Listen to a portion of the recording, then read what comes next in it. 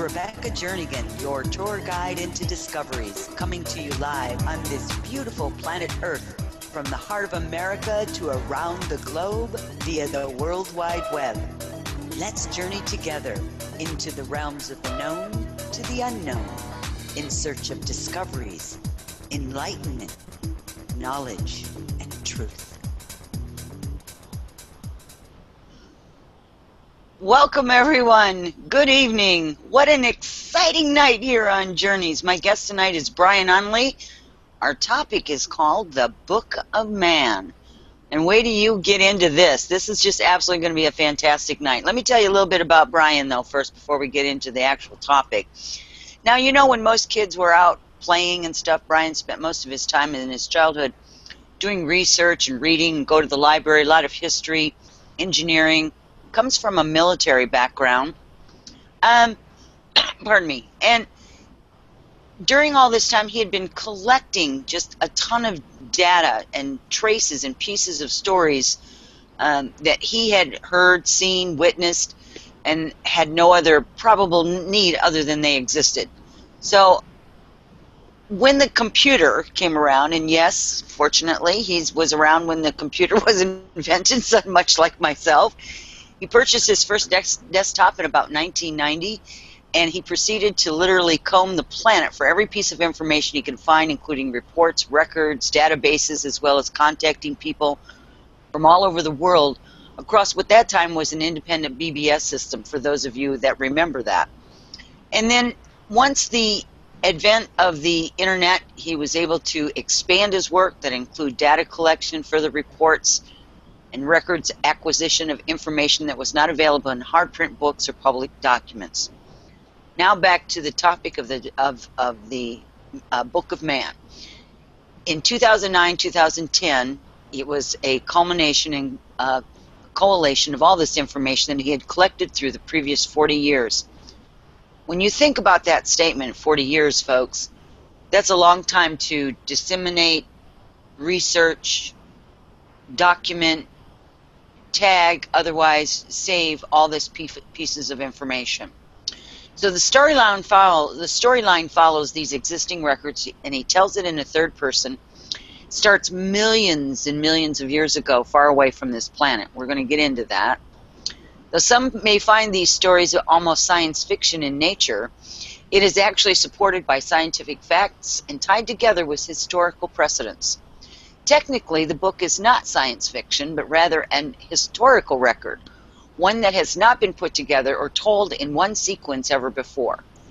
And I'm going to tell you, I watched this because it's on YouTube. He's got it in chapters, and I was mesmerized by the way that it was all put together. We're going to talk more about that as well.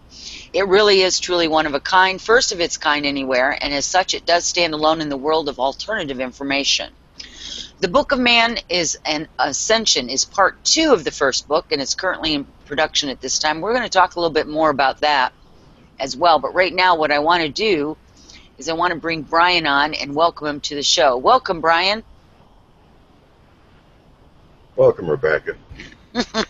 And for those of you who might recognize this voice, he usually produces my show, and tonight he's on camera. And behind camera tonight, or shall we say in the production end of it, is JP. So we want to thank JP for taking over so that Brian can be in front and center in regards to this topic of man, the Book of Man.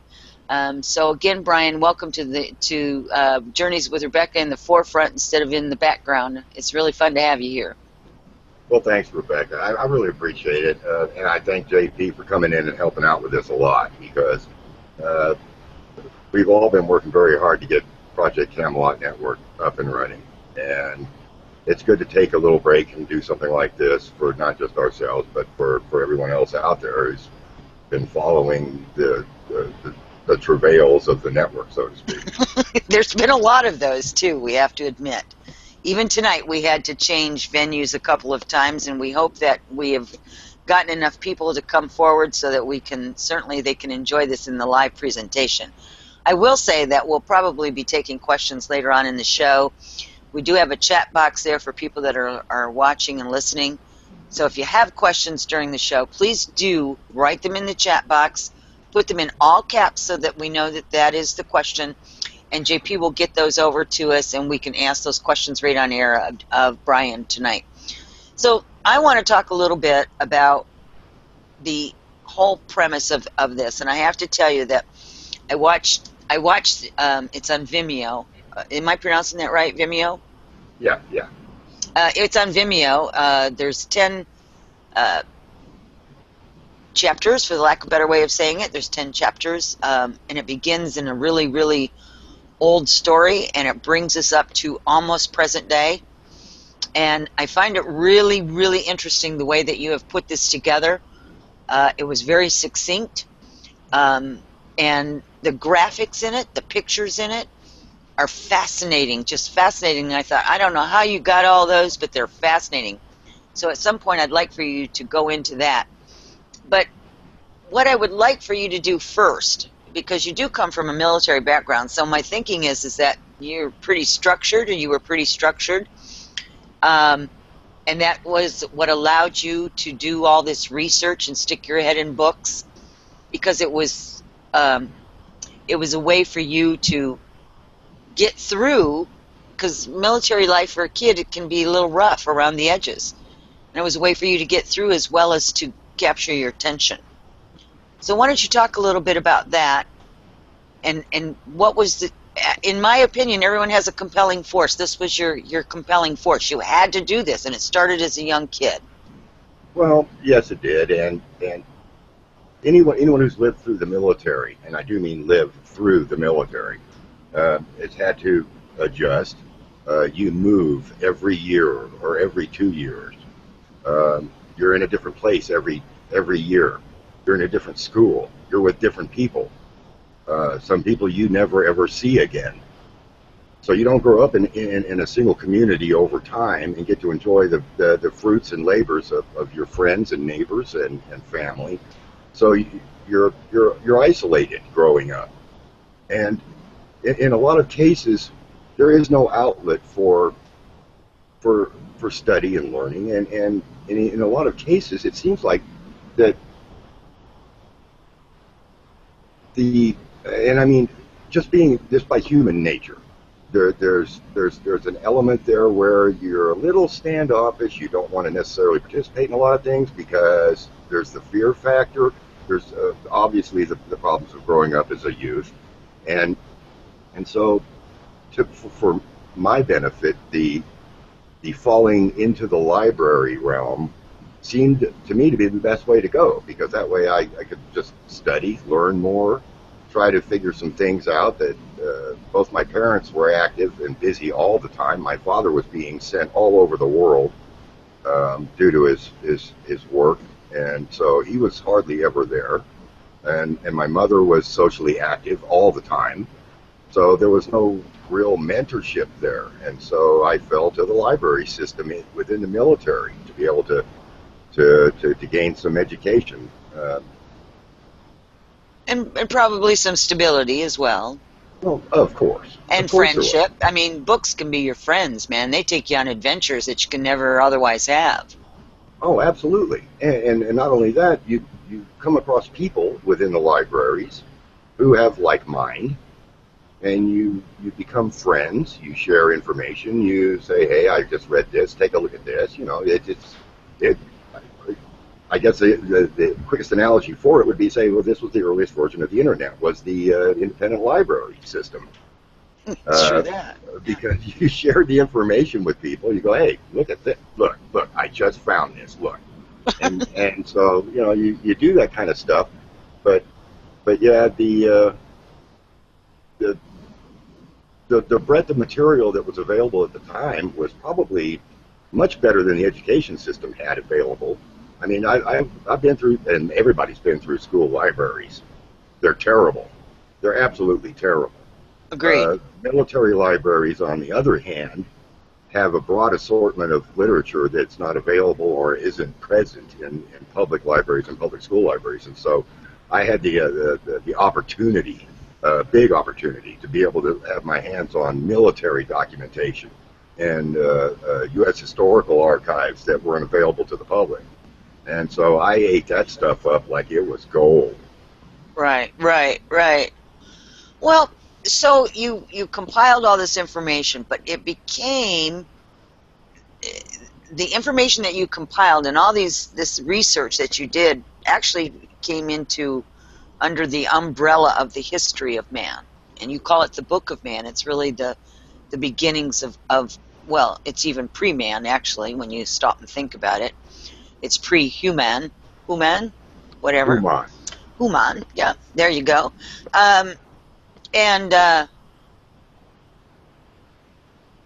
there had to have been something that drew you to that topic. That I mean, I'm not sure where that tipping point came for you, and I think that's what I'm trying to get to, is where did that tipping point come where you were focused on something about what I'm being told doesn't feel right? Absolutely. I mean, basically, this information in bulk is overwhelming for any single person to even grasp. It comes from scientific journals. It comes from historical records. It comes from archaeological archives.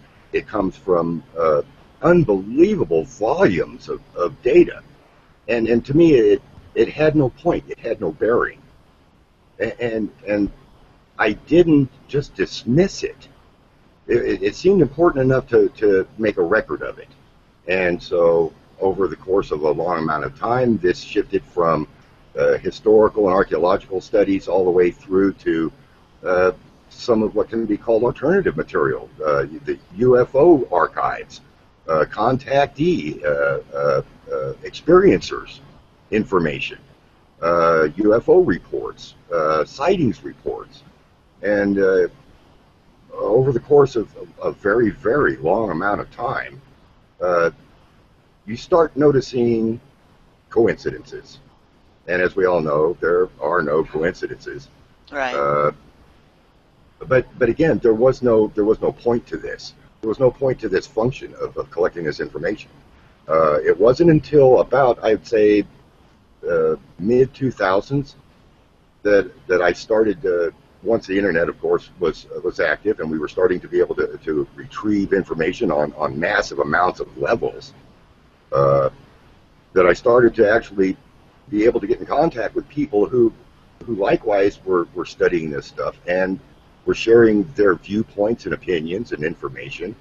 And sadly to say, it wasn't until about 2008, 2009 that I literally stumbled upon Alex Collier. And Mr. Collier had been around for a very long time before that. But it was during the course of following his lecture circuit and series on YouTube that some of the information that he was presenting, I kept going, wait a minute, I know this story. I've heard this story before. And so I literally started pulling folders out of filing cabinets and going, wait a minute, there's this exact same story. I've read this before. And I started throwing this stuff on the floor and spreading it out and trying to connect it all. And over the course of about a year, I'd say, of following Alex Collier's lectures, it dawned on me that there was something to this information. And so basically what I did was I just started pulling the whole 9 yards out. And piece by piece, the puzzle pieces started falling together, just based off of solely what Collier had presented us. And that's just one tiny piece of the puzzle. The puzzle is massive. It's just absolutely massive. And there's no way we can pinpoint individual and unique stories that define anything specific. There's just such a collection of it.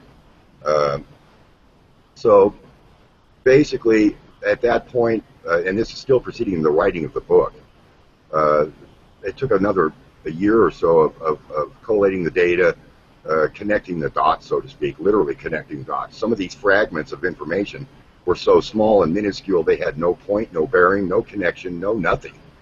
They were just incidental pieces of information. But if you started looking at them in the right light, with connecting them to the piece before it or a piece after it, all of a sudden it just starts falling together. And when that was completed, the book fell together in literally less than 45 days. The entire book. I mean, that's how fast this thing came up. Well, I have to tell you, and I keep saying this for you, is the word is compelling. It was like you were compelled, you were compelled, you were compelled. When I see that in another individual, and I myself have had the same experience, but when I see that in another individual, that tells me that you're on what I call your mission. Your mission is to get this information. You spent 40 years of your life doing this, and you were like, well, I don't know why I'm doing it, and I kept all this stuff in these file cabinets over here, and in that paperback over here, and in that cabinet over there. And then all of a sudden the trigger mechanism, which in this case was pardon me, Alex, right? So yeah. You started pulling all that stuff back out, and you're like, okay, there it is. And then there's the compelling nature. That was everything that you have built up for, and you're just now beginning to allow that, all these things to come forward. I can't tell you, I cannot find the words. I've been sitting here, by the way, all day trying to figure out how I was going to present this to the audience on how really well put together this your book was on Vimeo. I mean, it's written as well as anything I've ever read or watched. Thank you. So, I mean, I'm not saying that because you're my producer either. I mean that. I was watching this, I was like, my God, this is just absolutely astounding work. I'm blown away, and I am being as sincere as I possibly can be. So, I have to tell you, your 40 years you've spent doing this, it shows. Every ounce of that shows in these chapters, and I'm going to call them chapters unless you correct me otherwise. The 10 chapters that I read in the Book of Man, the first book that you did. Yeah. So now I'd love for you, because we've been talking about the Book of Man, and truly there's an understanding that we do know that it was supposedly history, right? But I'd like for you to start from the beginning of there and long ago in a galaxy far, far away. I mean, it goes right along with what my guides have been showing me and telling me for years, and I've never been able to articulate it in such a manner as you have, and it's absolutely fantastic. So maybe you can give us an overview of, because there's a lot of points. There's graphics that you want to talk about. There's a lot of different things that you want to bring up tonight. We talked about that before the show. So I'm going to kind of let you run with those 3 or 4 things, and let's see where that takes us. We do have also a question if you want to wait on that until we get to a point where that's more, it connects more with our conversation. We can. So just okay. To let you know that we do have a question. We're aware of it, and I think we'll hold off on answering it until it becomes a little bit more closer to the time we're speaking of such things. Okay, sure. Just quickly for the viewer's sake, there's the book covers literally several 100 million years, and it starts at the earliest records we have, and we have records, by the way, of bits and pieces of this information. The time frames that were set up within the book follow a timeline, so to speak, that starts in excess of 400 million years ago, and it moves forward in time as far as we understand it at this point. In another interview I had over a year ago with Denise Wilbanks, I mentioned the fact that this story pertains to third density, and it's absolutely important that you understand that concept, because there's a lot of stuff going on in this universe where you live in, and there was way too much to include. So basically, I cut this book down to the level that it starts from our reality, what we understand, what we can understand, and basically what people who have never heard this material need to understand. And so it basically starts like a history book. You know, here's when this happened. Here's when this happened. And here's what happened when this happened. It's very simple and very as straightforward as I could make it. And the reason I went with a third person, a telling of the story as if it was from the future and this was just basically a history lesson. Period. That's all this is. It's very plain, very simple. It's not complicated. It's not. It isn't meant to overwhelm, and I don't think it has to this point. But again, starting over hundreds of millions of years ago and coming forward, it tells the tale of the origins of man. Now, the definition of man is a very broad one. This doesn't refer necessarily to the human being on Earth at this moment. The term man applies to a set of races that populate this galaxy, and there are loads of them, and they are all over the place. Some people refer to them as humanoid, some people refer to them as hominoids, some people refer to them as different names, different titles. I'd love to get into that discussion at a later time. Sure, I would. For the time being, though, just understand that we are all related. Every single one of them. Us and what I refer to in the book as the tribes of man. Because there are many, many tribes that live in different places, that do different things, that have different concepts of society, that have different motivations, different agendas. But the simplest way to do this was to do it as quickly as possible, because it is such a broad story and there is so much going on. I had to leave. I actually edited, I would be willing to bet, anywhere from 500 to 750 pages out of the book, because it would have been overwhelming. It would have been too much for me. But basically it follows a course of time. Each chapter is an individual narrative, which tells its own unique story. It's not meant to be for each chapter to be a separate story from the book, but in compilation, each chapter adds to the story of the book, and that's how the story is told. So if you look at it that you will pick up pieces of this story as the book unfolds, then it should open up a door or two for you. Oh, I think it opens up more than one or two doors, because in the premise of you doing this in a third person, right? There's also the visual that goes with this, that makes it way easier for people for comprehension. Because if you're a visual person, like I'm a visual person, I hear what you say, and then also the graphics, the moving pictures that, you know, the movie itself that plays in the background also helps to cement what's being said in the layers. I mean, whenever you say something, there's still layers to what you're saying, even if it feels like or looks like surface level stuff. There's also this other going on underneath it. So it doesn't surprise me that you edited out a lot of the material. I just wasn't aware that you edited out that much. I would really, really like to have a conversation on what didn't make it into the book, because what made it into the book is fascinating enough for most people, because it really does put it into a significant, an understandable flow. And this is what happened here, and this what brought this on, and then that's what happened there, and then this what brought that on. And so each chapter builds on the story or the icing of the cake. So with the visual portion of it, tell me how you were able to do that and match what you were saying. That was just bizarrely cool. Well, I appreciate that, Rebecca, because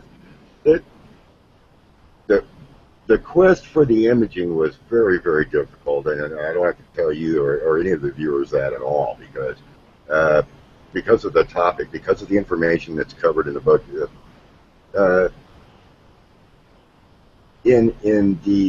Right now in the storage of the folders for each chapter, there are probably 10 to 20 different images for each frame of the video production. And it took a process of placement and replacement to be able to sort out what would be the most appropriate image to follow along with the appropriate portion of the story. And in some cases, and in a few cases actually, there were a few images that there were so few practical images to have been used that in one particular case there was only one image that even supported the story, and I was forced to have to use it. Later on I discovered that there was a reason for that, and it pertains to the second book. But, okay. But the imaging itself, I gave full credit to all of the authors and the artists who did the artwork and the photography that was involved in the production, because they are solely responsible for that. Phenomenal work, each and every one of them, because they are high resolution, high definition images. They're absolutely gorgeous, and they weren't selected just for their high definition, but because of the tone and the presentation image itself was just absolutely spot on to me, at least I thought, and I hope viewers in time appreciate that as well. Well, I think anybody that has ever looked at it will appreciate it, Brian. Truly, I do. It's just magnificent, because it goes right along with the story, like you were saying. So there's a couple of points in the book, obviously, that I'd like to get to, and I'm not even sure where to start. I'm sure I'm going to be popping around, and I'm not going to be following the timeline. I'm trying to figure out how to do this in a manner so it doesn't confuse everyone, but I don't know that I can do that, so I'm going to try my best. One of them has to do with the debris field that resides out there, right? I think they call it Kuiper's Belt. And the interesting thing is what we have been told is that there had been another planet, and that planet had been destroyed. And that was what was caused the debris field. Now, and I may have missed it, but if you added that into the book, I didn't get that. So what's your take on that debris field? Is it a destroyed planet, or is it an arbitrary asteroid belt? Well, I'm not. What's your thoughts? Yeah, I'm not entirely sure about the Kuiper Belt itself, because to be perfectly honest with you, I haven't seen any data regarding origins of the Kuiper Belt whatsoever. I mean, none. If it's out there, somebody's hiding it, because, and I've looked for it, believe you me. What I can tell you, though, there's been a vast amount of information about the asteroid belt between Mars and Jupiter. And this information is leaning towards the existence of a previously known planet, which was destroyed unbelievably long periods of time ago. And in my way of thinking, I have a tendency to lean towards that. There is way too much debris on our own asteroid field to just simply relegate to particle construction of the solar system. And I don't care what astrophysicist or what astronomer you pull up on the table, they have absolutely no idea where the asteroid field came from. And what people have to understand about the asteroid belt, and I think this is an important point, is that you think and comprehend of portions of the asteroid field out there. What you have to realize, though, is that the asteroid field itself covers the entire solar system. It goes completely around the orbital sector of that field. That by itself implies a body of massive size. So, but unfortunately, I had to cut any information concerning a pre-existing planet or planetoid of that size in this system out of the book, because there's no supporting data for it at the moment. There's a lot of conjecture, and that's all it is right now.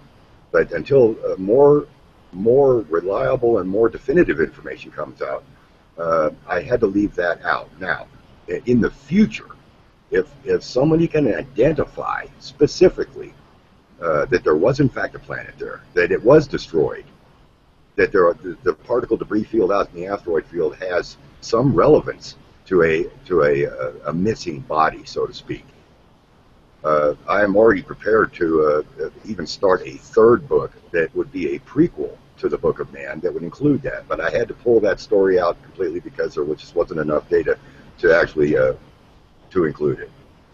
Okay, and that's fair enough, because I do think that there's a bigger story than even the hundreds of millions of years ago. I truly do. Just based on the information that I have gotten about what my guides have called the story of creation, which is the creation of all things, and they've watered it down and brought it into, more present day. So I would have to agree.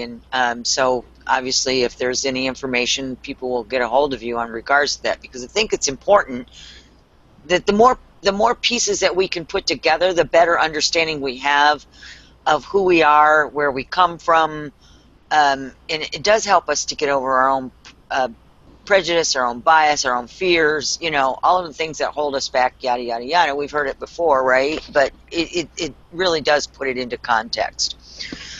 Well, I thank you for that piece of information. Now, the next thing that I want to talk to you about, because you don't specifically name it by name, and I'm sure there's reasons why you didn't, but in one of your chapters in the book, you talk about a city, an island, and it looks very much like Atlantis. Was it supposed to be Atlantis, and you didn't name it that, or is it another? What is it? Yeah, well, the I don't want to put you on the spot, but I'm putting you on the spot. That's fine, and I am absolutely prepared to answer any question regarding this material. The reason that I picked that particular image for that part of that story is because that's the only position I could identify that would make any sense to fit with the information that I had at hand. Now, according to the stories of Atlantis, and there's been lots of them, and different ones, by the way, there is no carved in stone version of Atlantis at this point. There are several different stories concerning sort of like a United Nations of races having built Atlantis. There's an entirely another subset of stories concerning what went on there, what happened to it, where they went, where they are. At this point, once again, the data is not there. The relevant supporting information isn't there. Hell, we don't even have a location yet. I know. For real. I know. So I use that basically as a visual reference to define what that base was and why it was there. Yes, one could refer to it as Atlantis, but in a loose set of terms, basically, it would be safe to say that its participation in this book, in this story, would equate to the demise of it. Now, the origins and the original construction, it's safe to say again that how it's related in this story is that the race of man that basically finished it off is responsible for that part of the story. Now, its origins, that's an entirely different subject. Speaking of origins, I'm going to pop around here on you. Because you've talked about the human race. I'd love for you to go back and talk about the players in your book. And when I say players, I'm talking about the names that you are representing in your book about the different races and what they were called and who they created, etc., and so forth. the reason for that is because there's obviously, when I looked at the names that you were given, or I don't know, I need to reframe that. When I looked at the names that you had researched in regards to the different races or cultures or civilizations or whatever that had created the next thing, there's a similarity in the linguistics of it, which I found very fascinating. So maybe you could run through some of those, and I want you to think about this way, if you could. You're looking at your book for the first time, and you're listening to somebody telling you a story about the Human and this one and the doll and da-da-da-da-da. If you give just a little bit of a description about your players, right, and a little bit of in-depth information, I think it's going to help the people when they go back and they watch this, because I'm hoping that everybody goes back and watches it and donates to you so you can do more work, because I'm ready for the next one. Well, sure. Thanks, Rebecca. The racial names that I used in the book, short of being obvious, did have relative references, just so that you know. These names were pulled out of thin air, and they weren't made up. The race names, and that's a sore spot with me, because we refer, well, I don't say we, humans refer to these off-world entities by different names or different call signs or different identifiers, which are completely mistaken and wrong. Even from a politically correct standpoint, they're wrong. Okay. There are many races out there that are clearly identified, clearly understood. They have been seen, they have been photographed, they have been written about, they have been known for a very long time. And the names of the races, for at least the ones within the book, are as close to the actual names as can be found. Now, there have been references for a certain race or two, which are similar but somewhat different. And I took it upon myself to find an appropriate phonetic conversion for the name that made sense and kept with the continuity of the telling of the story. Obviously, I think I know what you're referring to as well about the appearance of the names linguistically. Right. The reason that was taken was because I needed to make this appear as non-human as possible, and yet be understandable. And this was the only way to do it, was by punctuation. But for instance, the Tao and the doll, their names came up in several places. Not to demean by any measure Mr. Collier's work, but he was one of the major ones who actually pinpointed their name. And for those of you who aren't familiar with who the Tao and the doll are, they are what some people refer to as grays. Right. This is one specific set of grays. There are many species of them. But this specific one that was told, the story that was told in the book, refers to a specific set of grays. And I'm somewhat miffed by having to use that word, but unfortunately, for commonality's sake, that's the easiest way to do it for the time being. The Tao are very ancient. They are probably one of the earliest races in this galaxy that has ever been either identified or even visually seen. They are so old that they have long ago fallen into genetic disarray, to the point that their species almost came to a point of a complete annihilation. Right. And they were forced to genetically and scientifically enhance the species to a point that they literally created a secondary subspecies called the doll. Now, this subspecies is actually another race which existed on another system far away from where they originated from, but their physical similarities were so unique that they basically adopted them as their clones, and they literally re-engineered the entire race. The original race has long been gone. There is no trace records of where they went or what happened to them. They are now literally those little small buggers with the black eyes that we see and hear about. Another race that was mentioned in the book is the Seacar. Now there are several. I want to talk to you about that. Okay. Go ahead. There are several different species of them. I actually got into several discussions concerning the Seacar.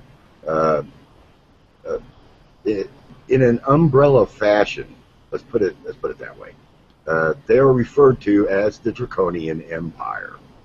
Now, this empire is literally many different species. There is not one specific species, but the hierarchy of the empire is literally a specific species, and they are literally the power holders of the empire. They have different types, different subclasses, and there are many other different races and species that are organized within the empire that don't even have names. Some have been identified, some have not. The primary reason, though, that these specific races that I write about in the book and have shown in the series is the fact that they are the primary candidates in this story. They are the ones that are affecting what's going on here now, directly. The decision makers. Yes. Yeah. There is a considerably large amount of stuff going on out there. Lots more than we're being informed about. Honestly, we're only being informed now in the last, few years about a lot of stuff that's going on right now. People are popping up all over the place with little tidbits of information, and I'm absolutely amazed. And I follow a lot of this information as closely as possible in case there's something that may present some more backstory that I need to look into or maybe include in moving forward with it. Because, but literally, the story of the original Book of Man is primarily involved with the races of man, obviously, because they're primarily involved with why we're here. And, of course, the other races that are primarily involved with seeing to it that they don't accomplish their mission. Yeah, there you go. Okay, so let me just go here and talk to you about the Seacar. In the video, you mentioned the Seacar and how they talk. Because we're talking a little bit about linguistics, right? And I've had a lot of people on the show, as you well know, and we're talking about linguistics and languages and these languages coming back, etc. and so forth. You mentioned specifically, and you and I have not had this conversation, so this is what I found very fascinating. You said that in your book, you said that it made a guttural sound and clicking, and that's its form of speech. Yeah. And I have been telling everybody about the being that I met on that ship as a contactee that spoke to me in this guttural and then clicking. And you could have called it a subspecies of the Seacar because of the way it looked, but it was on this Babylon 5-like ship, so it was a rogue entity being by itself. But I found that I was like, okay, I have got to talk to him about the Seacar thing and this guy, because it's a language and they're speaking, but obviously I don't understand guttural sounds with clicking noises and what that really actually means when they're speaking. But I didn't get a negative impression. That was what I wanted to share. I didn't get a negative impression from this entity as a matter of fact, you would think with this guttural noise that comes from where we would consider our throat, right? And then a clicking noise like that, you know, Right. clicking, that it would sound awful, and it didn't. It didn't sound awful, and I think it was because maybe the meaning behind whatever it was he was trying to convey, or she was trying to convey, was a nice message. I don't know Sure. that for sure, but I would suspect because the ship was filled with all these individual entities from all over these races that you've been talking about, these tribes. Yeah. Very fascinating stuff. Your book goes right along with all kinds of stuff going out there. I thought it was just really fascinating. So, okay, so we got the sea car. Now, the other thing that you did not specifically mention by name, and this is how we identify, I know you know what's coming, is the Anunnaki. I'd like to hear your take on that. Well, I had to stew over this for quite some time in the writing of it. I imagine. And in no deference to some very fine research being done out there and having been done out there. From a linguistic standpoint and a historical record standpoint, you have to understand the descriptions that we have of those who are called the Anunnaki is totally incorrect.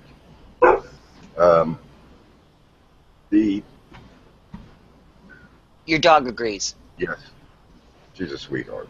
Aww. But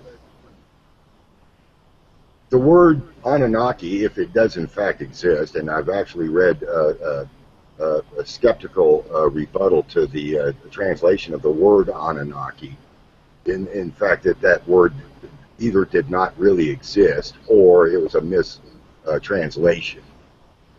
Okay. The technical, at least to date, the technical translation of the word itself, Anunnaki, in the early Sumerian, it implies those who came from the sky. Well, if you stop and logically think about that for a second, would I name myself those who came from the sky? No, I wouldn't. That word and that name was given by the early Sumerian writers. So technically, the Anunnaki don't exist. That is a misnomer. Just like the word gray is a misnomer for the race called the Tao and the Dal. Just like the word reptilians is a misnomer for the race called the Seekar under the Draconian Empire. So we have to get out of this old, stodgy paradigm of misnomers in order to at least bring legitimacy and move this entire debate concept forward. Well, I like the idea of what you're saying there with that, because we have a tendency to get stuck in things that we understand, right? So the term Anunnaki has been around for, many, many years. I mean, I've been hearing about them for 20, 30 years, I guess, talking about a specific individual called Anu, and they were supposed to be the Anu people, etc., and so forth, come from the Anu, which could be, if we do some research, who knows, could be a species of those who came from the sky.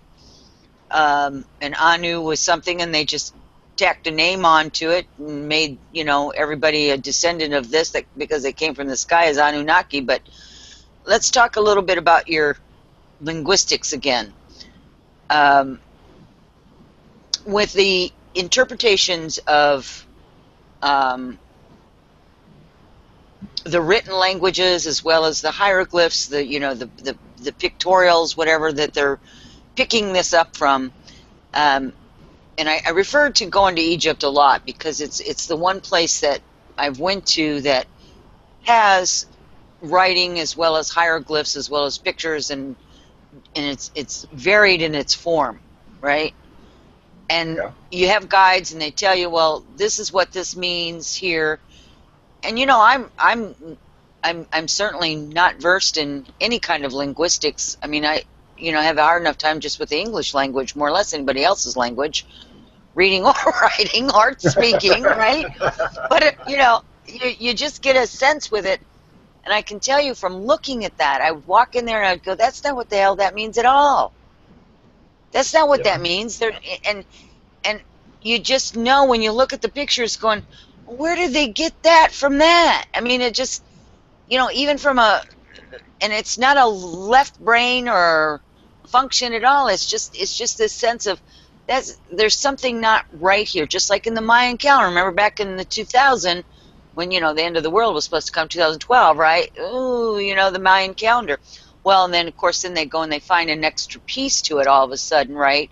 Of course, it was after the fact. Oh, the world isn't really going to end. Well, hey, really? Oh, and guess what? This isn't what that said at all.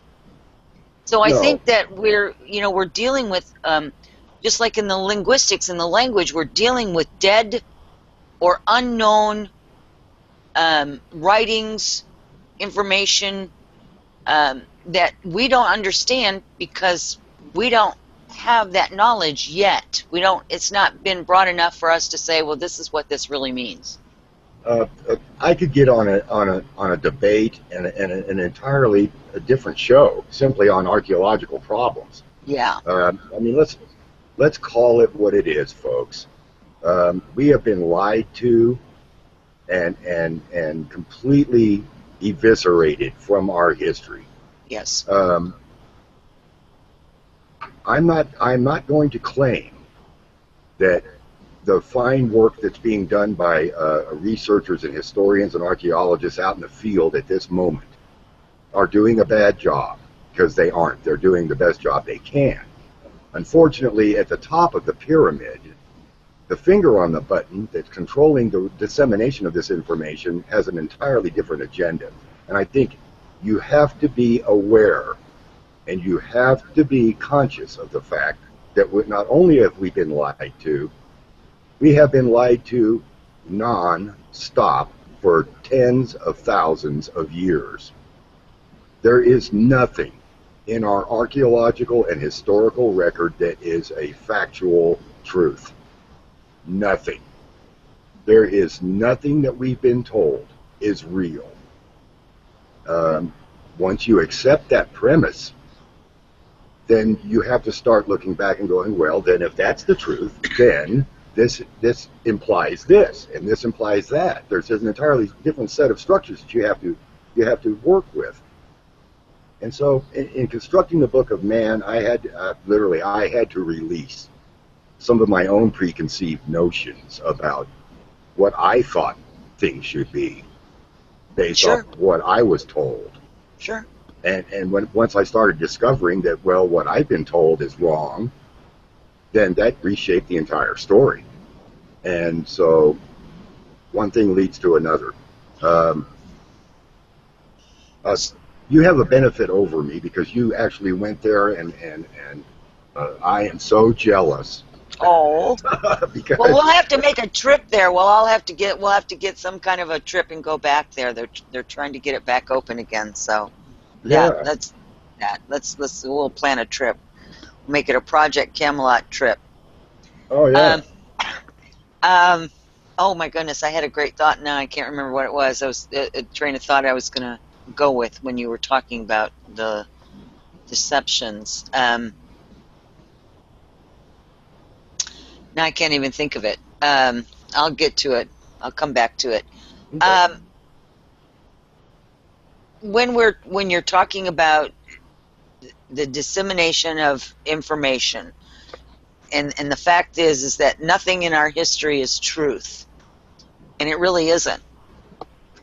And your book lays that out explicitly, even though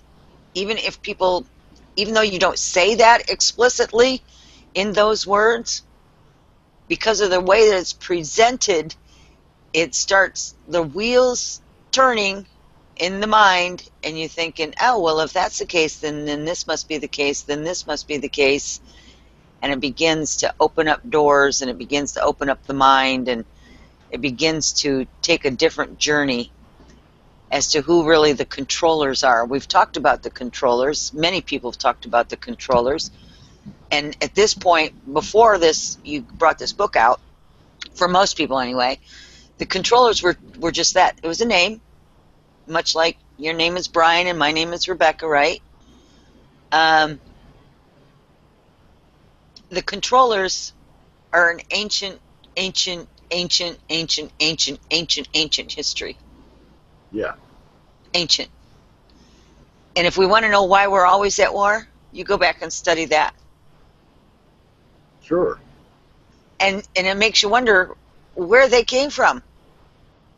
What brought them to this galaxy? What brought them to this point? Because they had to have a point of origin. Why did they do all this, right? Yeah. It's crazy stuff. When you this was where I got into trouble when I asked my guides about, well, you talk about eternal life or infinite universe or this or that. What the hell does that really mean? Oh. Oh, yeah. My mind was just like, it goes beyond the human capabilities at this point, at least in third dimension, to really grasp that. Yeah. What that really means. The entire concept of living a lie. I mean, everybody understands it down at the personal level. You know, we all have done it. Let's face it. We try to avoid that, but unfortunately, it is what it is. But having to have lived a social, historical, societal, planetary lie for tens of thousands of years, that alone is mind-blowing. It is. And sad. And sad. But on a happy note, or happier note, the fact that now the awakening has begun, and it's happening, even as we speak. It's been happening for several years now. And people are not only waking up, they're getting angry about waking up. So usually the first response. Well, yeah, I mean, there was actually a guy who covered this in detail about the steps of recovery, it's called, about the emotional reaction to waking up and finding out, oh my God, everything I've known and conceived of is wrong. What that does to your psyche is just it can be a bad thing, but it's not supposed to be. But yeah, the fact that what we're doing at the moment, all of us, you, JP, for instance, he's doing a phenomenal job too with the work he's doing, and all the people that are coming around to this. I hate to use the word paradigm, but that's what it is. Sure. I'm finding it exciting. I'm finding it fun, because now there's an association of like-minded people that are beginning to open up and share information. Now, about the sharing of information, if you don't mind me stepping off a little bit here. Absolutely, it's your show. There's another point that you have to understand about information. Okay, I tried to convey this in my last interview. I didn't do a very good job of it because it's not a simple thing. It's very complicated. But what you have to understand, though, is that all of these people who are sharing information for you and with you and to you, they only have one piece of the puzzle, and that's all. There is no one central go-to bibliotech, library, ascended knowledge, master point of contention. There isn't. We all get our own little piece of the puzzle. I'm given my piece. You're given your piece. Everyone out there is all given their own unique piece of the puzzle. And it is our job to assemble these pieces. And the only way we can do it is together. Period. Now, there have been some contentions about the information that I put forward in the Book of Man, and that's fine. Part of the reason for putting it out there is to open the debate, to start asking the questions, start reasoning. But it's indeed the sharing of the information that's the primary point. And I think that this is part and parcel of what it is we're trying to accomplish, not only individually but together as a collective, and especially and particularly here at Project Camelot. Well, that was actually very well said, Brian. You know, we're all very compartmentalized, even if we don't want to think we are. We are. Just like you said, a lot of times people will go down a rabbit hole, and that becomes their only focus. And they're very good at it. I mean, they're very good at taking a rabbit hole and researching it and researching it and researching it, and they're pretty complete in that research. But it is only a piece. There's other rabbit holes that connect with it, or go further, or go next to it, or whatever the case may be, right? Right. And I think it is really important. And you said the word share. You know, as a host for almost 13 years now on radio and television,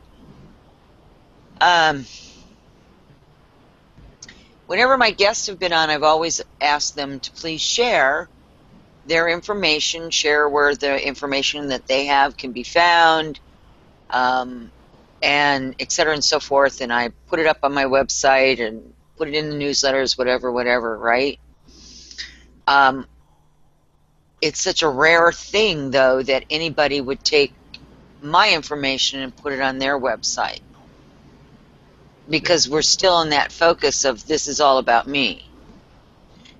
And I'm only using that as an example, not as some kind of statement, you know, that, oh, people are treating me unfairly. That's not what that was. No, it was no. just an example. It was a comparison, right? Right. But when I say share, I mean share. Let's share. Let's do a back and forth. Let me share with you what I got. Let's see if it lines up with what you got. And then sometimes you go, oh, well, wait, maybe you mean this, and this is how you expand, and this is how your picture gets bigger. Now, you said this before we got on the show tonight. You said, look, my information is changing all the time. And I so agree with that, because what I was explained with information, say, 20 years ago, has been way tweaked since then. Sure. So just because I knew that something was truth in 20 years ago, it doesn't mean that it's a lie now, but it means that it's been expanded upon. I have more information. I've had more experiences. I've connected with, you know, more dots, whatever the case may be. So that information isn't exactly as accurate as it was when it was first stated. It was stated when what you know at that point, right? Right. And that's what you were getting at with this book. You're saying, look, this book is an evolution, and it is. It's going to continue to evolve. So what I'd like to do next is I've got some questions for you. Some of them are you may or may not want to answer. I don't care. Like I said, it's up to you. I'll take my shots. Well, you know, you talked about some of the, I'll just call them tribes, because that's what you call them in there, tribes, and the different subspecies of these tribes, where some of them went underground. And we do know here on Earth that there had been some nuclear issues. I mean, it's evident. There's not a lot of people talking about it, which has always been kind of an amazing thing, that this topic hasn't come out more than what it has in the past, is that there had been nuclear detonations on this planet way before we found or discovered the nuclear bombs ourselves, right? Yeah. And the planet was inhabited. And some of them went underground. Are there still those that are underground, Brian? Well, underground is a interesting reference. There's different versions of underground. Below our surface. Oh, below the surface. Okay. That is a research point that I never really got into. Okay. That's not to deny its validity. At this point, I can conceive of the fact of an entire race or several races living underground. I know for a fact there is one specific race here that I covered in the book, and they are here. They are here now. They have been here for a very long time. As far as one or several of the tribes of man residing here underground, I have yet to see information conclusively regarding that. I've seen a lot of good stories, but um, in the telling of the story of the Book of Man, um, to have sidetracked to that storyline within the timeline and the continuity of this story, uh, it it may have been justifiable, but it wasn't necessarily needed to complete the point of this story. Correct. There again, there are many races which are directly involved with what's going on here and other places, which were not included in the book because the pertinent aspects were not necessary to the telling of this story. Um, Here's a simple way to put this. This story is as simple as possible and was primarily told so that people who have never heard this story before or heard any portion of this story would at least have the ability to comprehend the simplicity of the story and be able to go, wait a minute, okay, I heard something about that. And basically, that may strike some people who may be too simplistic. But again, once you get somebody on board, once you've opened up one mind and one door, the rest follows. And so, further delving into the story of subsurface realms is a problem that could be addressed at a later date. In fact, I only just recently, my own personal self, just recently discovered that a scientist report came out that the volume of liquid water below the surface of the Earth exceeds the volume of the surface water. And this comes from direct scientific observation from infrared and radiosonde and other applications. So somebody out there is doing the right research and has found out that the subsurface planetary water table is considerably larger than the surface water volume. That's an astounding release of information, and if you stop and think about it, that's an astounding volume of water. It is, because there's a lot of surface water. Yeah. There's a lot of surface water. Wow, fascinating. Well, I haven't seen that. That's pretty fascinating. All right, so let's move into a different direction here. Let's go ahead and take some of these questions, Okay. because I think it's going to spur us into some other directions here. I have to read this.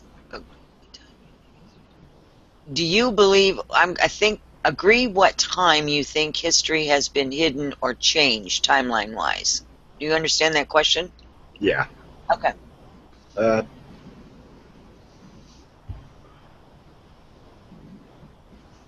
When the timeline, not necessarily a timeline, when our historical record was changed, it's roughly a time period. There is no single date or place or personal reference that we can say so and so did this in this place at this time and they're responsible for it all. But there is enough evidence to show that the timeline of our history has been changed, and it can all be centralized to one general location and place and time. Which is? Which is pre-Egypt, approximately where the book ended. And that's approximately 12,500 years ago. And this is just a general range figure at this time. It's very possible that the timeline was changed long before that. But this is the point that can be traced back through existing record that about 12,500 years ago, whatever happened, and I will be covering this in the second book, when it happened and how it happened, but about 12,500 years ago, the decision was made to completely alter the records of this planet. And I kind of leaned towards that during the telling of the last chapter or two, and if you had been paying attention throughout, or if anyone had been paying attention throughout the course of the book, showing the timeline at the introduction of each chapter, but the last chapter falls in 12,500. Right. That's pretty much where that decision was made. And just for point of reference, this was pre-Egypt. Right. I have spent a great deal of time trying to either include or eliminate the Egyptian race as being involved. And I am pretty sure at this point, they are not involved.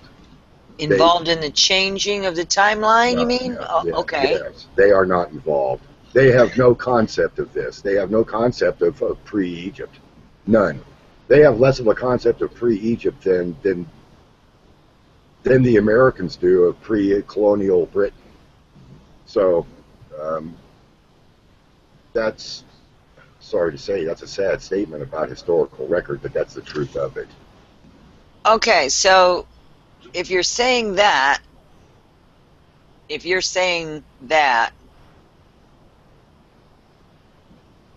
how do I want to word that? If you're saying that they weren't involved in the changing of history, are you saying that they weren't here before then, or they were already here and just were not a participant in the changing of the information? Maybe I should clarify that. Yes. They may not have been directly responsible for the changing of our history, but the decision to put a kibosh and an ultimate halt on truthful dissemination of historical fact was made long before the existence of the Egyptian culture. Okay. Okay, that's more clear. Yes. Okay, that's clear. Okay.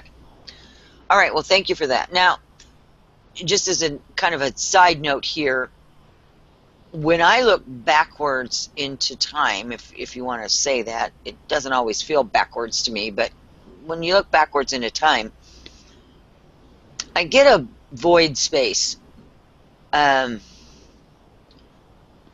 I look back to figure out where we came from. And I get this void space, and I go through this void space, and then I pick up a timeline behind it, right, where I can see stuff. Right. But there's this void space that I don't get anywhere else out there looking at stuff. Just a void space. I have no idea how many tens of thousands of years that void space is, but it doesn't seem to me like it's all because there was a nuclear holocaust and you can't see anything or nothing existed. It's always been a little disconcerting. This is the first time I've ever brought that up, by the way, ever. Yeah. So, now that I've said it, then something may come through. So if I get something, I'll share it with you. That was just kind of a little side note there. Okay, on to the next thing. I was interested in the star charts. Oh, yes, those star charts are fabulous. Those are fabulous in the video. Some I have never seen, and from what I see, Brian uses them as points of reference. In fact, are the star charts correct in the region from explained in the chapters? Well, that's a good question. The star charts that are used within the book are actually factual. Those are existing star charts. Just for yours and viewer point of reference, I did years of astronomical research in locating or identifying these positions. There are many programs available even at this point in time that one can freely access. And you can call up these star charts or references or 3D representations of these areas in our known space. But by and large, during the course of the original writing of the book, what I did discover, and it's an interesting point to go along with the star charts, by the way, is that the star charts refer to what we know as our current man-made named star systems and solar systems and constellations and regions of space. But what everyone must realize is that originally there is a complete original set of star names and star system names that are in existence. Anyone who's done their astronomy homework will find this out. These names derived from an early Arabic source, which to date has been unidentified. No one knows where these star names came from. Now, these original Arabic named stars became later named stars and star systems, which are in the current references.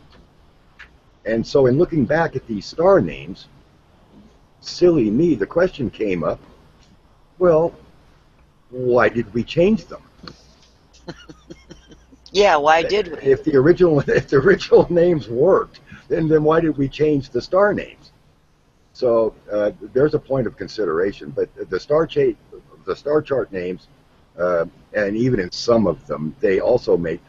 You'll see a current reference of a star name with a previous origin star name in parentheses, either below it, next to it, or accessible. May not be on the chart, but it'll be accessible.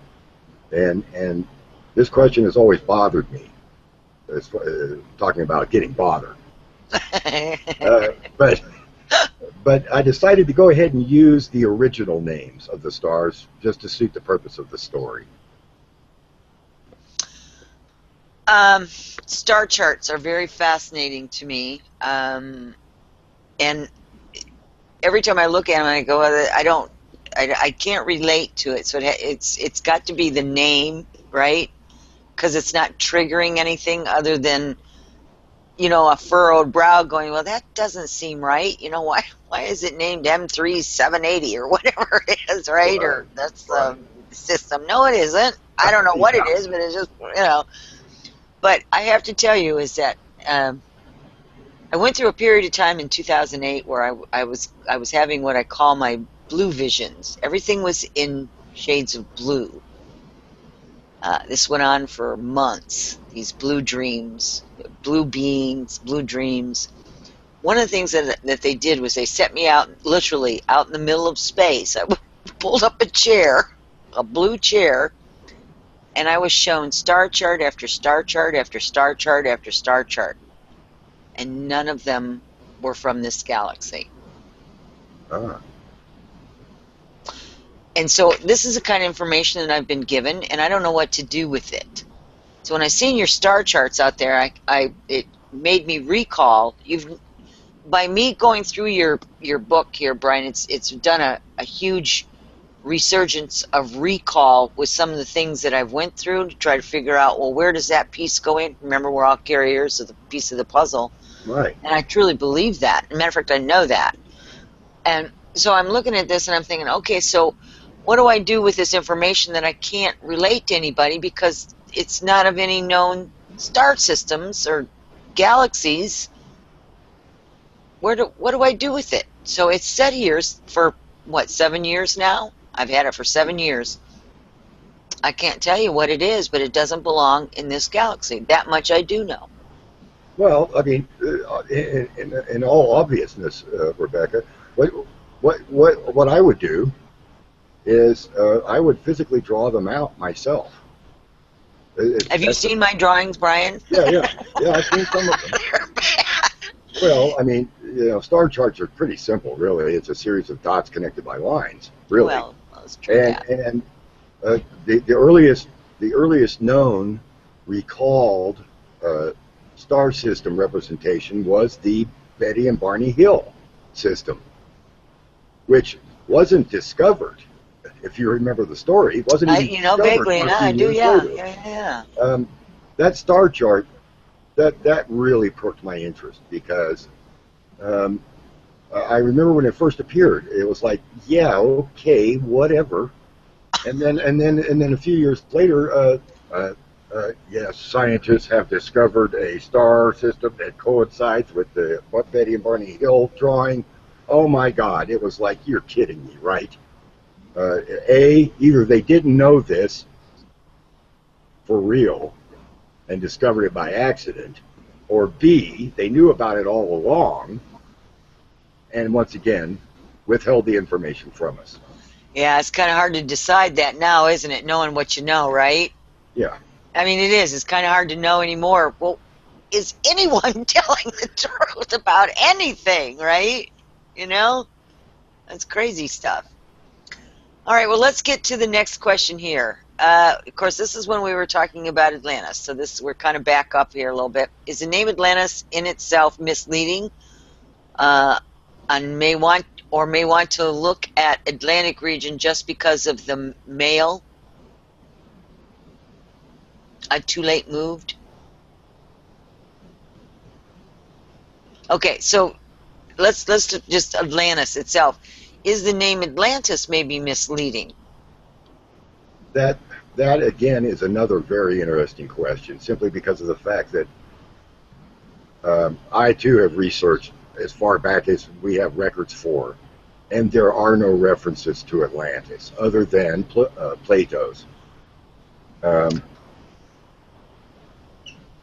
The interesting point, though, I think should be pointed out here is that in all the research that many people have done, one thing keeps coming back to the same thing, and it's the same thing that I've did and the same road I've gone down, is that it's a coincidence that the name Atlantis coincides with the name of the Atlantic Ocean.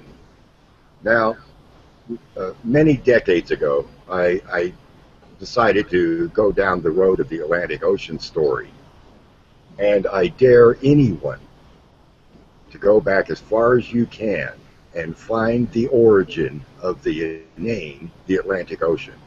There aren't any. There are no references to the Atlantic Ocean. Who named it, where that name came from. There may be incidental reports of it first being used, but that does not define origin. Right. Origin is Bob in 11 BC said, this is what this is. Right. That's an origin story. Right. And to date, there are no origin stories for the naming of the Atlantic Ocean or where that came from. So yes, not being a coincidental person, I don't think that there is such a broad disconnection between Atlantis and the Atlantic Ocean. There is a connection there. What it is, I have no idea, and there is no evidence to pinpoint one way or the other. Well, okay, so let's take a look at our geology on or geography on this planet. If it is older than, say, the 12,500 years, which is what everyone is saying, is Atlantis would be at least that old or older, if in fact it did exist, yes? Yes. Okay. So if it resided someplace in the Atlantic, or if it was some kind of a landmark or something at some point that resided in the ocean, and that's how it got its name. I mean, we're talking, prehistory here, right? We don't know who named it, but Atlantis could have existed, but because of the geological changes, the wars, the catastrophic events that took place on this planet, we don't know that it wasn't wiped out systematically. In your book, you mentioned quite a few times where races had been here, and or other places, and they systematically took away all the remnants of their being here. Yes. And it could be something that simple, that it did exist. We don't know in what capacity. And this is where the Atlantic Ocean and Atlantis somehow is interconnected, that it may have been a place or a space at one point. And Atlantic Ocean may have come from a geographical location, maybe something that was actually an island, or the land connected, or whatever the case may be. Lots of changes to this planet physically. Well, yeah, and everyone has to understand another point about that. is that even to this very day, we are discovering literally cities, whole cities, at the bottom of the sea. Yeah. It is safe to assume, from a layman's standpoint, that this planet did not look like it does now when it did 100 million years ago. It is very possible, and I've even considered this. I haven't really done any research into it at this point, but it is possible that this planet didn't have any water on it. That this planet, or what water it did have, was minuscule at best. Maybe rivers and a few lakes, but no oceans. Because if you look at some of the locations of where these cities are, they are hundreds to thousands of feet below the sea. No, I don't think that was tectonic plates sinking. There's no evidence to show that. Not at this point. If tectonic plate sinking had occurred and just literally dropped a city 1,000, 2,000 feet into the ocean, there would have been massive destruction to that city, to the point to where they wouldn't have found them intact in the way that they found them, which implies that the water came later. So if you take that premise, it is safe to assume further that there is possibility exists that there's still several cities. It's sitting at the bottoms of some of the deepest chasms of the oceans on this planet that we haven't even come across yet. Well, you and I haven't come across them. Right. They know they're there. The United States Navy has come across them. And, and speaking of that, tonight earlier, I was watching a show where they were using a new, well, it's new to the general public, right? It's new. It's not new, but the technology is using some kind of it's like an MRI, but it's a nuclear resonance imager, where they can go in and they can now look at it from satellite, right? They can look and see whatever, if there's gold deposits, if there's, human beings, if there's shipwrecks or whatever the case may be, and they can do that right from the air. So you tell me that they don't know where all this stuff is. I got news for you. They do. That's another one. That's my bones of contention, is that here's all this fabulous information, and it's not being shared. Oh, of course not. There has been, if you go back to the concept that we've been lied to for tens of thousands of years, they didn't just stop at lying to us. They actually halted the dissemination of any information, or any pertinent information, let's put it that way. The fact that they stumble upon pyramids and then turn around and deny their existence, or say, well, it was a religious temple in 900 AD. That's right. I love that. Everything's a religious thing. Yeah, everything is a religious site, and the race, even though they've vanished off the face of the earth and no one knows where they went. Yeah. So we don't know how they did this. But we do know, it's like, yeah, okay, I would make several gestures right now, but I won't. I know. Machu Picchu. Machu Picchu. One of my favorites. Oh, listen. When I seen that video portion of the Machu Picchu, because we're talking about geographical locations, right? Yeah. And just all of the people are just suddenly gone, right? And how many places have we seen? There's places here in the United States where civilizations existed. Now all of a sudden they don't. They just like left the building, right? Yeah. Well, how do you do that without leaving it? They didn't just all die. They didn't all just get up and, walk 500,000 miles away, right? Yeah. So hello, it's like, I was born last night, or I wasn't born at night, just not last night, right? There you go.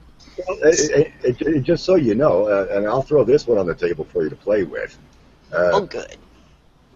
I only just recently learned that they discovered an ancient race in China that is so old, there are no current records of them ever having existed. In other words, they didn't just disappear. They didn't fade into ancient glory. They disappeared off the face of the earth, literally. and left behind archaeological artifacts of a type and nature that supersedes anything for the next 50,000 years. And they don't know how to explain this one. There are no documented writings of this race. And that's in China, by the way. You would think someone in China would have stumbled across them at the time of their demise or during their existence and would have relayed that information through writings and script and libraries. No, nothing. Absolutely nothing. And there's been several of these races that have disappeared, and which leads to the further questions that don't want to be answered by those people. And so I'll leave that one to your capable hands and the viewers. Well, let's talk about them for just a minute. So they found this civilization that's no longer there. They found remnants of this civilization, yes? Yes. Okay.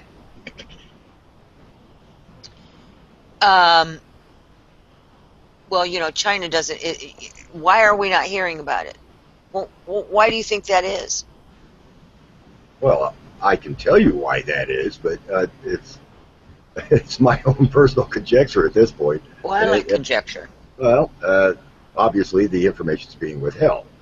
It's why archaeological teams from all over the planet are scrambling right now to not only get their fingers into these sites, but either to destroy, hide, or mess with the record. Not because that's the right thing to do, but because that's what they've been told to do. Right. And they've been told to do this by several different organizations. Many of them I will cover directly in the second book, but we've all talked about them. We all know who they are. Sure. It's just a question of actually basically setting the evidence on the table and let's have a conviction. Because the time is coming very quickly where this methodology that they seem to want to pursue of hiding and lying is no longer working for them. It's not working in their benefit. And so, especially with the volume of people that are coming forward with this information going, wait a minute, that's crap. The Great Awakening. Yes. It's the Great Awakening. So, let's move it back to Egypt for just a minute. Sure. Of course, now they've just newly discovered that there's some tombs behind, what's his name? It's right out the window. But anyway, Nefertiti, they think Nefertiti's tomb now is behind a tomb that they've already excavated, and there's another hidden room. So they feel like there's two of them. And then, of course, you know, now all of a sudden there's tunnels underneath the Sphinx, and there wasn't any before, and yada, yada, yada, yada, yada. Right. When you go there, and I do hope you get to go there, when you go there, you sit in the middle of all this and you listen to what the guides have been told to tell. By the way, they have to go to school for this in order to become a tour guide. Oh, yeah. It's very fascinating. Yeah, they have to be certified and all this stuff in order to be a tour guide in Egypt. So they give the correct history of what this means and what that means and who was here and blah, blah, blah, all that stuff, right? And our guide was really open, by the way. He was a fabulous guide because he would say, this is what I'm supposed to tell you. He would always preface everything by saying, this is what I'm supposed to tell you. So a couple times I asked him, I said, so what do you think about that, really? What you're, you know, against what you've said, how do you really feel about it? He said, and, you know, he'd just kind of be quiet because it was his job. Yeah. And, you know, but you could tell that, you know, you would say something, he'd just kind of nod his head, but he wouldn't say a word. Yep, that's right, that's right, that's right. But, yeah, and so I think, I will tell you, is that there's been a lot of fanfare around Egypt, right? With what could be there, what might not be there, who was there, et cetera, and so forth. I do think that they have taken out a ton of artifacts and information that could have given us some of that history of pre-Egyptian times. I believe there was some information in there, and is certainly at this point not going to be open for public viewing or even knowledge at this point. Oh, and of course it won't be either, and that goes back to the entire message of the lie, because the sciences are supposed to be true and faithful to the masses, and that includes archaeology, by the way.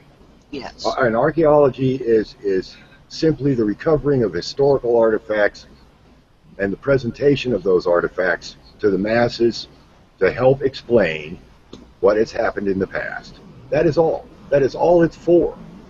And yet they take it upon themselves to manufacture its resultant use. It's what it would mean to the society as a whole. I mean, these are sweeping decisions being made at levels that most people just don't even comprehend. And the fact that you were there, you've seen them with your own eyes, these tombs and whatnot, that were restricted from public view. Yes. Not because they were afraid you were going to mess with the site, but because you might discover something down there that doesn't fit the normal paradigm story. Or either that, or until such a time that they can create and manufacture the proper story before releasing this information to the public. That's correct.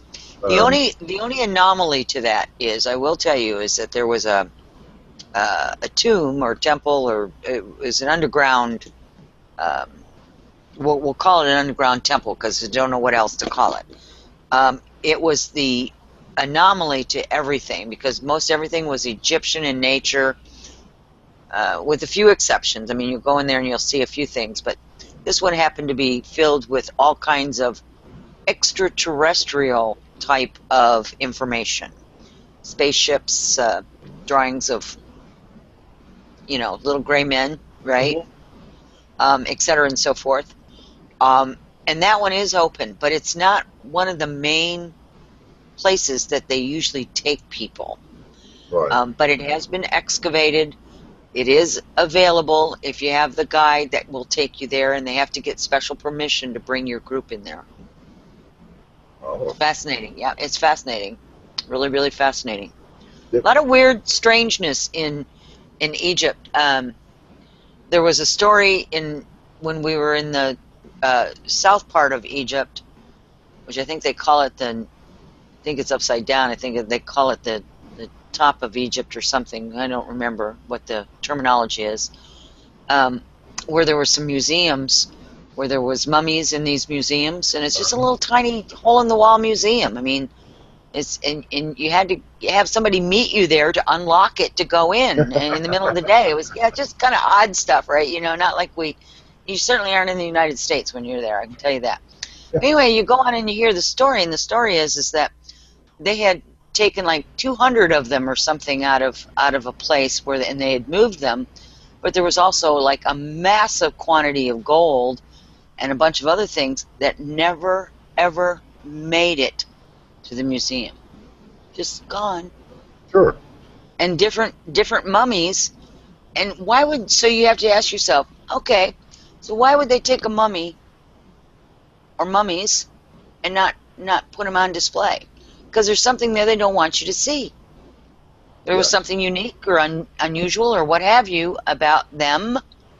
So that's it. And we may seem like we're off track here with your book, when in fact what we're doing is talking about the fact that everything that we've been told is not true.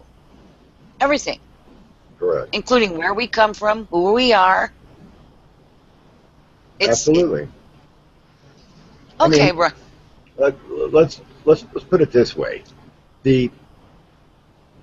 and predominantly, you would be amazed at some of the discussions that I've seen and heard from very smart people regarding, archaeologists wouldn't lie to us, the Smithsonian wouldn't lie to us, you know, these astounding institutions wouldn't lie to us. Yes, they would. And they do and are regularly. And the problem is that until people can get to the point where they see through that it equates down the, as they say, stuff runs downhill. It also equates to the media. It equates to the governments. It equates to your local municipality. Everything runs downhill, ladies and gentlemen. We have been lied to and are being lied to on a day-to-day basis, regularly. And it's time for the lie to stop. And I could go on about that. I'll stop. Yeah, because we can all get on that bandwagon, soapbox, whatever you want to call it. So let me ask you this: you compiled this information, and it's, and again, I encourage and urge people to go and watch your videos, the different chapters. I absolutely do, because it will open their eyes. The visuals that go with it, the way that you presented it was just beyond stellar. It was just fantastic. Thank you. So as you were putting all this together, and I'm talking about not just the first book, not your second book, because your second book and your subsequent third book that will come after that, what was some of the bigger points that you got from this? I mean, we all have epiphanies and aha moments and going, man, I didn't, I had all this pieces of information. It's like a puzzle piece. You start pulling one here, one here, one here. Pretty soon, you got this big piece, and you start looking at it, and you go, whoa. Wow. Yeah. So what happened for you? Well, there were points. Basically, the book was written 4 years before I embarked on a video series, and the decision to go ahead with the video series was like instantaneous.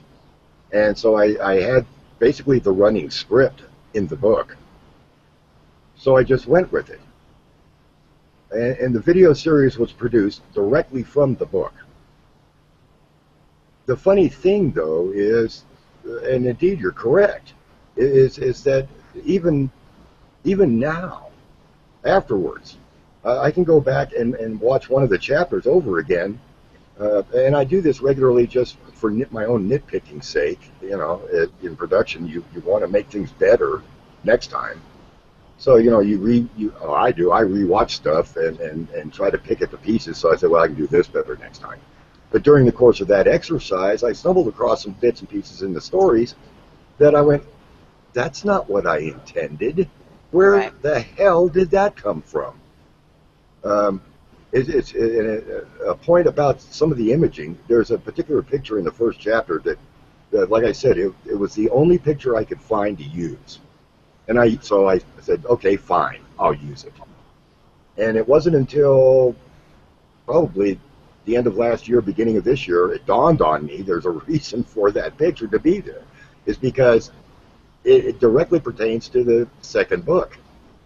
And I didn't do that on purpose. Someone did. It wasn't me.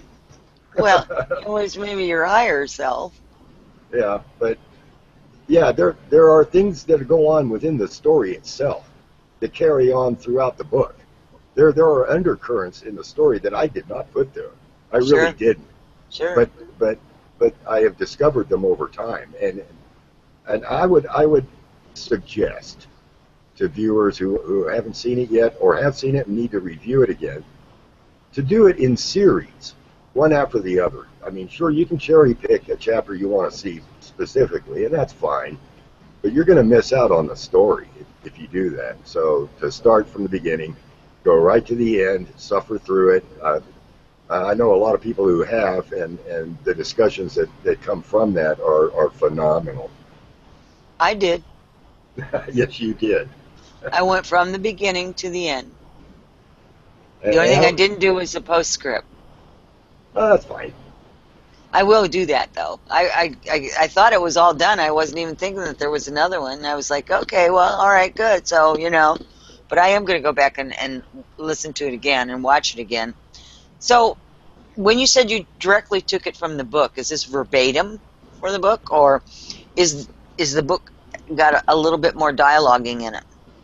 Oh, the book's written- got, yeah. The book's got some things in it that aren't in the video series. I left them out just for time's sake and for what I will refer to as continuity's sake.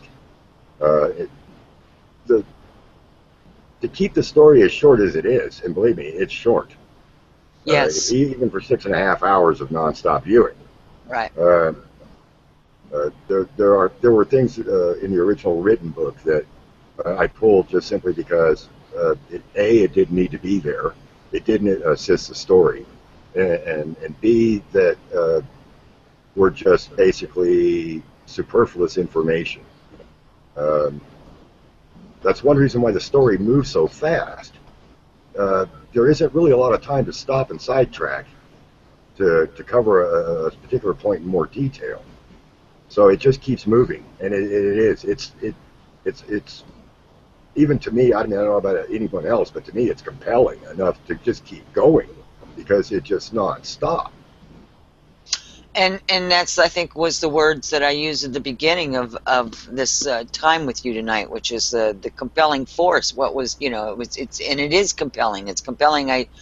It's like wanting to, what's the next chapter? What's in the next chapter? What's in the next chapter? And I think I would like to sum some of this up for people that are listening and will be listening to this at a later date. The book talks about the history of the human and where that originated from within this galaxy, from as far back as you could pick up the information from, as far as research and documentation, all your different sources, and you name all of those where this information comes from. Mm-hmm. And I think it's important that people understand, because in it is a lot of things that you can go super wide on, such as the genetics, the linguistics, the different subspecies, the different locations within the solar system and the galaxy, and the interchanges and exchanges. There's so much depth that can be covered specifically that is not included, because if you did include it, we couldn't even begin to have an interview about it. Just too much information. Yeah. You're talking about millions and millions and millions of years worth of history. Yeah. Not just a couple 100,000 years.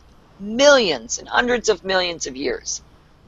And another point, too, is that because of the volume of the information, I myself could not cherry pick a specific point and just delve into that. It wouldn't serve the purpose of the story. No. And I've been asked about, well, why did you include this, and why didn't you include that?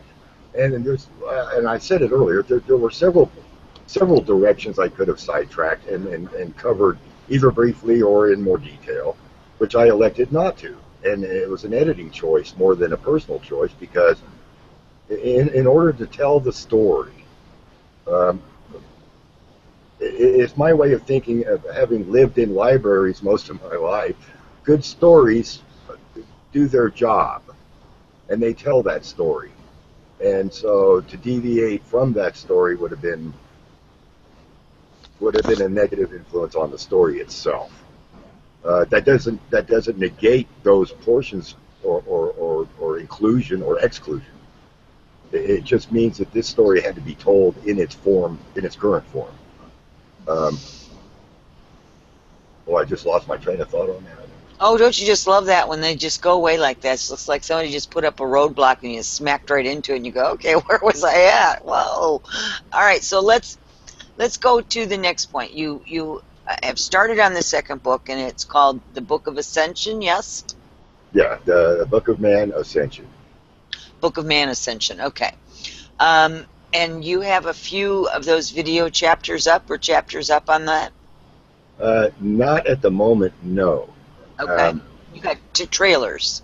Yeah, I've got a couple of trailers Teasers. to announce its upcoming status, but this one's going to be attacked in an entirely different manner. The first book was entirely written from beginning to end before the video series ever started. Right. And basically, I took the script from the book and built the entire series. This one, if I did that again, if I tried to write the entire book and then do the series properly, which is actually maybe the choice to it I should make, I've decided to go ahead and do it one chapter at a time.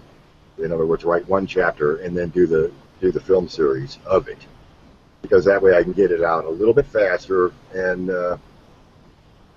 hopefully at least keep interest in the series. As we all are pretty much aware, there's somewhat of a short attention span theater out there, so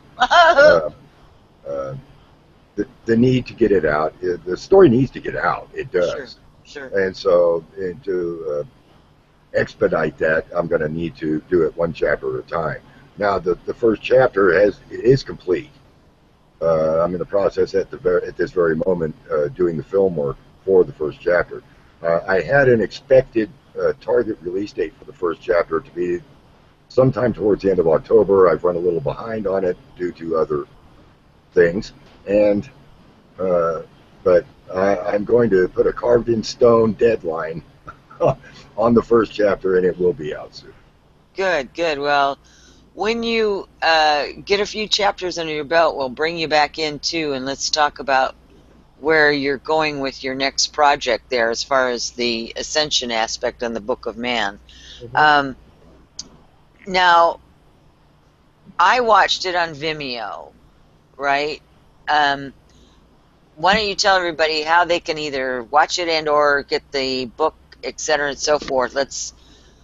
I have it all pasted, by the way. It's on my website. It is on my broadcast page.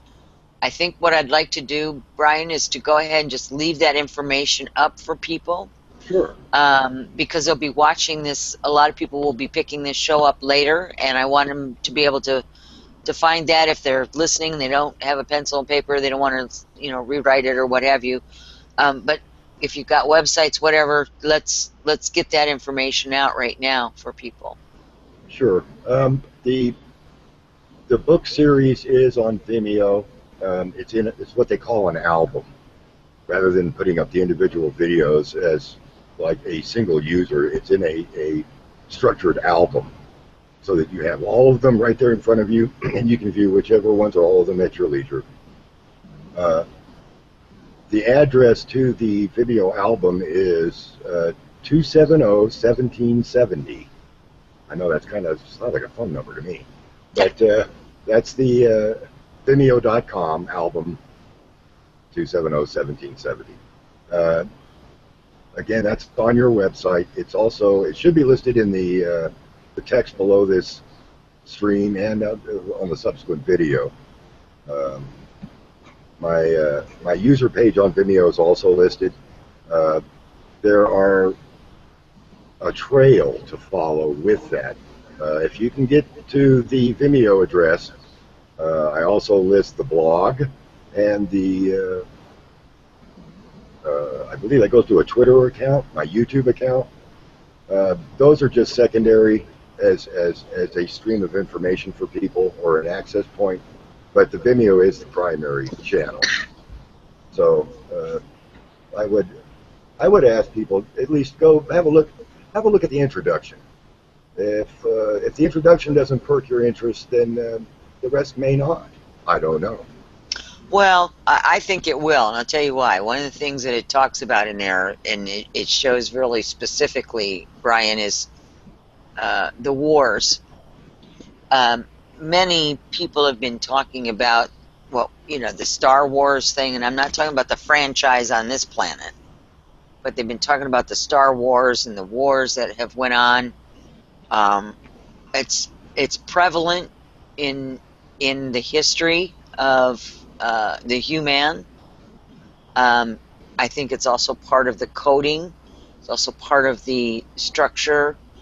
But all of that warring information, I think, is what I'd like to draw people's attention to. Just because it's always been that way doesn't mean it has to stay that way.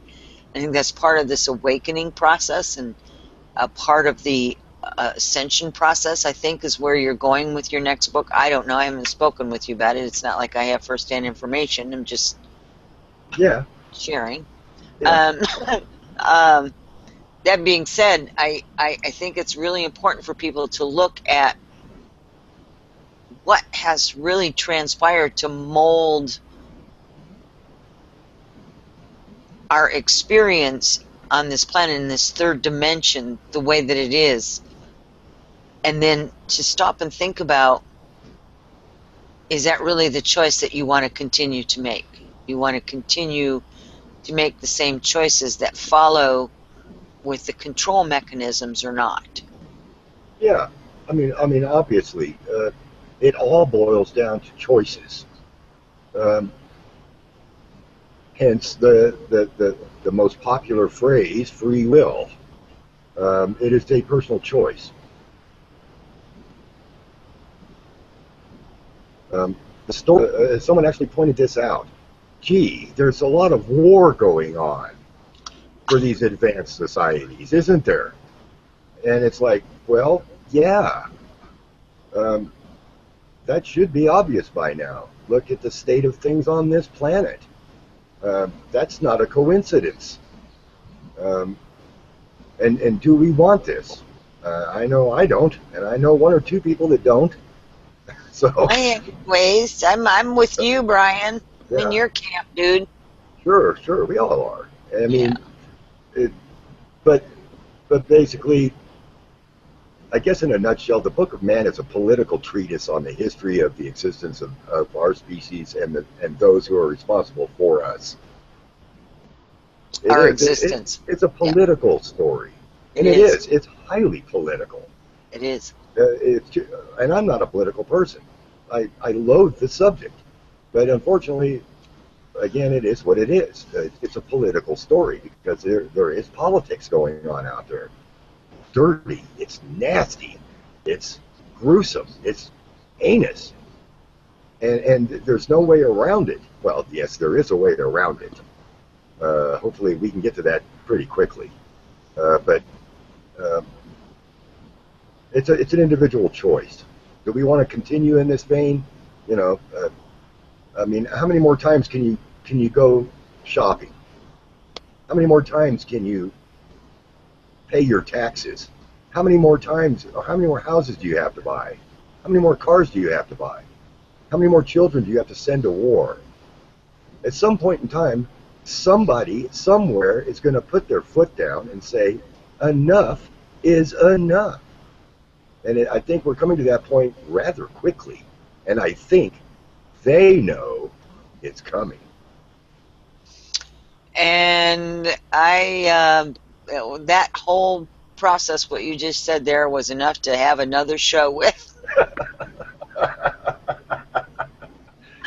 We'll have to pick this up again. Seriously, this has been a delight, man. And I mean, we just scratched the surface of this. It was great fun. So I hope that everyone does go and watch it, and please donate. Help Brian get some more books out there, some more chapters up, etc. and so forth, because I think it's definitely a worthy thing to put some cash in your pocket for. I really do. Brian, I can't thank you enough for sharing your time with me tonight. You share your time with me several times a week as it is, so I want to thank you for coming forward and just divulging some of this. And I really, truly hope that people will get out there and watch it. And if you have about 6 hours, then sit down and just watch one right after the other. I tell you, your mind will grow. It will be absolutely fabulous. I will see you back here on Tuesday, and I hope you all have a really, really great day. And I want to say Thank you to all the veterans here and across the globe for this day. And thank you, Brian, for being here, JP, for running the backboard. Thank you so much. Don't forget to sign up for the free newsletter, journeyswithrebecca.com. Until we meet again, where will your life's journey lead you? Many blessings, everyone, and good night.